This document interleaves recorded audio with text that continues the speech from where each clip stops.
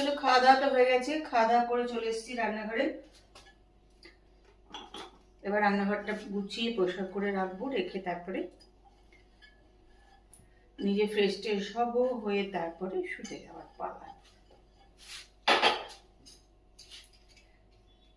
এক একদিন মনে হয় কি দূর, আর খাওয়া দাওয়ার পর ইচ্ছা করে না যে রান্নাঘরে যাই, রান্নাঘর পোষা টোষা করি, মনে হয় দূর আর করবো না, পরে করবো এরকম মনে হয়, কিন্তু সেটা হয় না, করতেই লাগে আর কি।